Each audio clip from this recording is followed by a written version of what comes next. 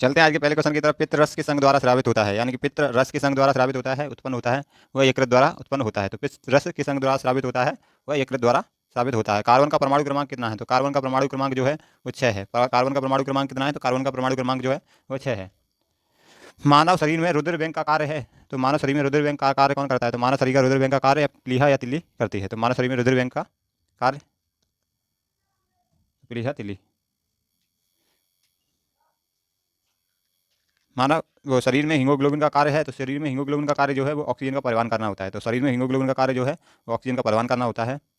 और रुधिर के प्लाज्मा किसके द्वारा एंटीबॉडी निर्मित होती है? तो रुधिर के प्लाज्मा में किसके द्वारा एंटीबॉडी निर्मित होती है? वो लिम्फोसाइट के द्वारा एंटीबॉडी निर्मित होती है। तो रुधिर के प्लाज्मा में जो है वो किसके द्वारा एंटीबॉडी निर्मित होती है? वो लिम्फोसाइट के द्वारा निर्मित होती है। मानव शरीर में यूरिया का निर्माण कहाँ होता है? तो मानव शरीर में यूरिया का निर्माण जो है वो कहाँ होता है? तो वो मानव शरीर का यूरिया का निर्माण जो है वो यकृत में होता है। मानव शरीर यकृत में होता है। श्वसन की क्रिया कहाँ संपन्न होती है? तो श्वसन की क्रिया जो है वह कहाँ संपन्न होती है? तो श्वसन की क्रिया जो है माइटोकॉन्ड्रिया में संपन्न होती है। तो श्वसन की क्रिया जो है माइटोकॉन्ड्रिया में संपन्न होती है। लाल रक्त कणिकाओं का शमशान कहा जाता है, तो लाल रक्त कणिकाओं का जो है शमशान किसे कहा जाता है? तो लाल रक्त कणिकाओं का शमशान जो है वो प्लीहा को कहा जाता है। ऐसे ही वन लाइनर क्वेश्चन के लिए हमारे चैनल से जुड़े रहें, इसलिए डेली आपके लिए वन लाइनर क्वेश्चन इस चैनल पर आते रहेंगे। और लाल रक्त कणिकाएं कहाँ उत्पन्न होती हैं? तो लाल रक्त कणिकाएं जो हैं वो कहाँ उत्पन्न होती हैं? तो लाल रक्त कणिकाएं जो हैं वो अस्थि मज्जा में उत्पन्न होती हैं। तो लाल रक्त कणिकाएं जो है वो अस्थि मज्जा में उत्पन्न होती हैं। तो वो रक्त की अशुद्धियाँ किस अंग में जाकर छनती हैं? तो रक्त की अशुद्धियाँ जो है वो किस अंग में जाकर छनती हैं? तो रक्त की अशुद्धियाँ जो है वो वक्रों में जाकर छनती हैं। तो रक्त की अशुद्धियाँ किस अंग में जाकर छनती हैं? तो वो वक्र में जाकर छनती हैं। और जीवन रक्षक हार्मोन्स किस ग्रंथि से उत्पन्न होता है? तो जीवन रक्षक हार्मोन्स जो है वो किस ग्रंथि से जाकर उत्पन्न होता है? तो जीवन रक्षक हार्मोन जो है वो एड्रिनल या अद्विक ग्रंथि से जाकर उत्पन्न होता है। तो जीवन रक्षक हार्मोन एड्रिनल या अद्विक ग्रंथि से उत्पन्न होता है। कौन सी ग्रंथि इंसुलिन उत्पादन के लिए उत्तरदायी है? तो कौन सी ग्रंथि जो है वो इंसुलिन उत्पादन के लिए उत्तरदायी है? तो कौन सी ग्रंथि जो है वो अग्न्याशय ग्रंथि, अग्न्याशय जो ग्रंथि है वो इंसुलिन उत्पादन के लिए उत्तरदायी है। वह सबसे छोटा कण जिसमें उस तत्व के सभी गुण विद्यमान होते हैं, वह सबसे छोटा वह सबसे छोटा कण जो है जिसमें उस तत्व के सभी गुण विद्यमान रहते हैं वह क्या कहलाता है? तो वह सबसे छोटा कण जो है वह परमाणु होता है। और नेत्रों में प्रवेश करने वाले प्रकाश की मात्रा का नियंत्रण किस अंग द्वारा किया जाता है? तो नेत्रों में प्रकाश करने वो नेत्रों में प्रकाश की मात्रा को नियंत्रित करने के लिए जो है वो आयरिस द्वारा नियंत्रित किया जाता है। तो आयरिस द्वारा नियंत्रित किया जाता है। नेक्स्ट क्वेश्चन, ताप एवं विद्युत का कुचालक होता है। ताप एवं विद्युत का कुचालक जो होता है वह हीरा होता है। ताप एवं विद्युत का कुचालक जो होता है वह हीरा होता है। और मानव शरीर की सबसे बड़ी मिश्रित ग्रंथि जो है वह कौन सी है? तो मानव शरीर की सबसे बड़ी मिश्रित ग्रंथि जो है वह अग्न्यास है। मानव शरीर की सबसे बड़ी मिश्रित ग्रंथि कौन सी है? तो अग्न्यास है। नेक्स्ट क्वेश्चन, बर्फ पानी पर क्यों तैरती है? तो बर्फ पानी पर क्यों तैरती है? तो बर्फ का जो पानी पर तैरने का कारण जो है वो बर्फ का घनत्व पानी से कम होता है। तो बर्फ का घनत्व जो है वो पानी से कम होता है, इसलिए बर्फ पानी पर तैरती है। न्यूटन कैसा होता है? तो न्यूटन कैसा होता है? उदासीन एवं शून्य आवेशित होता है। तो न्यूटन कैसा होता है? उदासीन एवं शून्य आवेशित होता है। तारों के टिमटिमाने का कारण क्या है? तो तारों के टिमटिमाने का कारण क्या है? तो तारों के टिमटिमाने का कारण है वायुमंडलीय अपवर्तन। तो तारों के टिमटिमाने का कारण जो है वो वायुमंडलीय अपवर्तन है। मायोपिया का दूसरा नाम क्या है? तो मायोपिया का जो दूसरा नाम है वो निकट दृष्टि दोष है। तो मायोपिया का दूसरा नाम जो है वो क्या है? मायोपिया का दूसरा नाम निकट दृष्टि दोष है। कांच में किस रंग का अपवर्तनांक सबसे कम होता है? तो कांच में जो है किस रंग का अपवर्तनांक सबसे कम होता है? कांच में जो है किस रंग का अपवर्तनांक सबसे कम होता है? वह लाल रंग का होता है।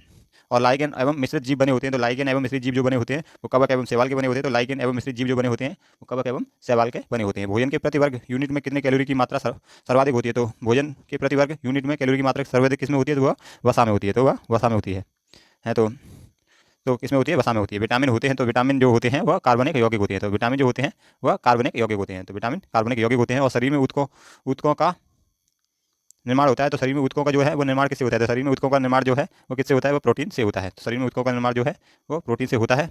और मानव शरीर में एक सेकंड,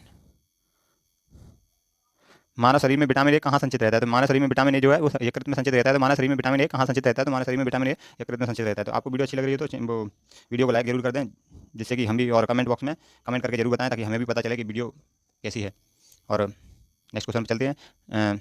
एक मिनट, विद्युत बल्ब में कौन सी गैस का प्रयोग होता है? तो विद्युत बल्ब में कौन सी गैस प्रयोग होती है? तो विद्युत बल्ब में जो है नाइट्रोजन गैस प्रयोग होती है। तो विद्युत बल्ब में जो कौन सी गैस प्रयोग होती है? तो नाइट्रोजन गैस प्रयोग होती है। तो विद्युत बल्ब में कौन सी गैस प्रयोग होती है? तो नाइट्रोजन गैस प्रयोग होती है।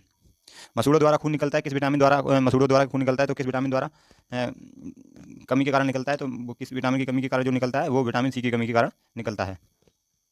ये एक सेकंड, तो मसूड़ों में जो खून विटामिन सी की कमी हो जाती है उसके कारण खून निकलता है। तो मानव शरीर में जल की कमी के कारण क्या होता है? तो मानव शरीर में जल की कमी के कारण जो होता है वो हाइड्रेशन होता है। तो मानव शरीर में जल की कमी के कारण कौन सा होता है? तो डिहाइड्रेशन। और रक्त को शुद्ध करने के लिए किसके द्वारा? तो रक्त को शुद्ध करने के लिए किसके द्वारा किया जाता है? तो रक्त को शुद्ध किया जाता है वो किडनी के द्वारा रक्त को शुद्ध किया जाता है।